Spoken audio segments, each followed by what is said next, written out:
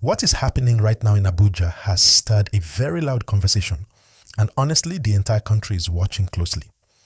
The issue is simple on the surface, but when you look deeper, it exposes the way our security system has been stretched, how resources have been divided, and how some leaders have been using police officers for personal comfort instead of public good. And as we are talking about it right now, please remember to like this video and subscribe, because these discussions are very important for everyone and your support keeps this platform growing. So let's get into it. The whole conversation exploded after Senator Ndume made a very sharp comment that immediately caught attention everywhere. He said some lawmakers have police officers guarding their wives. That statement alone was enough to shake the table. It wasn't just about the words, it was the message behind the words. It raised the question: how many police officers do we actually have in the country, and how many of them are assigned to protecting politicians instead of protecting the public? As we discuss this, please don't forget to like this video and subscribe. It helps the channel a lot. Now, this issue didn't start today. The president earlier gave a directive that police officers attached to VIPs should be withdrawn and returned to normal police duty. And to be honest, that directive was not small. It shook ministries, shocked some politicians, and caused long debates inside security circles. Because when you withdraw officers from VIPs, you are touching a structure that has existed for years. A structure where having a police orderly has become a status symbol, not just a safety measure. When Ndume said some have cops guarding their wives, he was pointing out what many Nigerians have been whispering about for years. Some public officials have taken police protection beyond normal levels. Instead of protecting public officials who genuinely need it, officers are deployed to follow people into salons, escort them to shops, sit in front of their gates morning and night, or act like private support staff. Meanwhile, everyday people in towns and communities are crying for more police presence. Please, if you are following this gist and you like where it is going, remember to like this video and subscribe so we can continue bringing you real stories. Now imagine this: in a country of over 200 million people, the number of police officers available is already small compared to international standards. And out of that small number, a significant portion has been following politicians and VIPs around. That is why when the president said the officers should be withdrawn, many Nigerians felt it was a correct move. But on the other side, many lawmakers were uncomfortable, because the moment you take away their security, they start to feel exposed. This is where things get interesting. Some lawmakers argued that they genuinely need protection because they are targets for criminals. They say their work puts them at risk. And that is true to an extent. Public office can come with threats. But Ndume was not arguing against protection completely. He was arguing about excess. He was saying it has gone beyond the original purpose. When your wife, or in some cases your adult children, have 2 or 3 police officers moving around with them, while rural communities have only 1 patrol vehicle serving 5 villages, something is not balanced. Please remember to like this video and subscribe, because the more we talk about issues like this, the more informed people become. Let's continue. After the presidential directive, the police leadership went through their records and identified thousands of officers serving in VIP roles.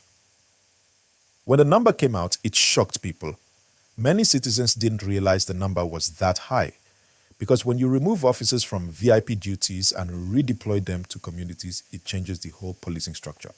But here's the deeper gist. This issue is actually exposing something bigger. It's exposing the fight between public interest and private comfort. On one side, you have citizens who want police visibility in streets, markets, and highways. They want quick response to emergency situations. They want security during late hours. They want peace of mind. On the other side, you have VIPs who feel they cannot operate safely without personal protection. So withdrawing that protection becomes a sensitive matter. Now, let's talk about the ripple effect. Once the withdrawal was announced, the news spread everywhere. Civil society groups started reacting. Some supported the idea fully, calling it a long overdue reform. They argued that police officers should not be used as personal guards for privileged individuals. They said the duty of a police officer is to protect the public, not to open car doors for VIPs. But some lawmakers were very vocal in their disagreement. They said the withdrawal should be gradual. They said they face serious risks. And to be fair, their concerns are not invalid. Nigeria has complex security challenges, kidnappings, targeted attacks, threats from criminal groups. So the fear is understandable. But the truth remains.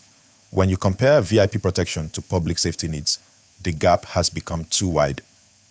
As we continue, please take 1 second to like this video and subscribe. It really helps the channel grow.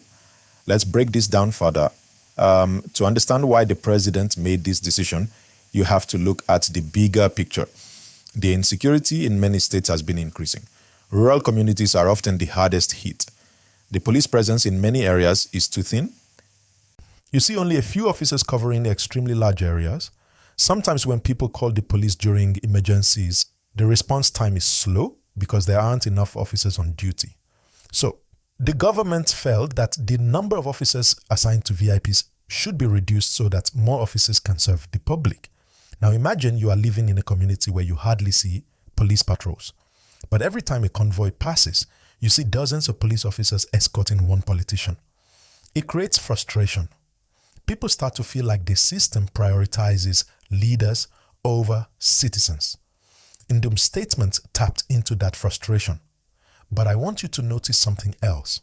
This issue is also political. The moment you touch anything that affects lawmakers directly, it becomes sensitive. Nobody wants their comfort reduced. So some lawmakers felt the statement by Ndume was too blunt. Some even said he should have raised the issue internally, not publicly. But Ndume is known as someone who speaks openly. He believes that when it comes to security, nothing should be hidden. As we analyze this more deeply, please don't forget to like this video and subscribe because we need more voices like yours helping to keep conversations like this active. Something interesting also happened after Ndume's remark. Members of the public started sharing their own experiences. People talked about seeing police escorts in malls, weddings, private events, or school runs. And many Nigerians asked the same question. Is this what police officers are supposed to be doing? This is why the presidential directive is important. It is not just about removing officers from VIPs. It is about resetting priorities. If implemented properly, it means more officers will be available to patrol streets, respond to distress calls, protect schools, secure highways, and support communities. However, here is where the challenge lies. Redeployment alone is not a magic solution. You can bring back 10,000 officers from VIP duty, but if they are not properly positioned, trained, supported, and motivated, the change will not be felt strongly. So the government must follow the withdrawal with strong reforms. And this is why the conversation is becoming deeper than expected. Because when you adjust policing in one area, it affects many areas at once. Please take a moment to like this video and subscribe. Your engagement helps spread awareness. Now, let's look at the emotional angle. In some communities, people truly feel abandoned by the security system. They want a police presence that reassures them. Mothers want to know their children can walk to school safely. Traders want to feel safe opening and closing their shops. Nighttime drivers want to feel confident traveling short distances without fear. So when people hear that thousands of officers were serving VIPs, it touches their emotions deeply. Meanwhile, public officials argue that they are not safe without protection. Some have received threats, some have been attacked before, so their fears are also genuine. But when Ndume said, some have cops guarding their wives, always thought the issue became less about safety and more about excess. That was his focus. Not all VIP security is unnecessary, but some of it has exceeded reasonable levels. And that is what he wanted the police leadership to address. As I continue this gist, remember to like this video and subscribe. Your support shapes the future of this channel. Now, before I continue to the next phase of the gist, which will go deeper into the political reactions, the public reactions, the potential long-term impact, and the behind-the-scenes considerations, Let me pause here and ask,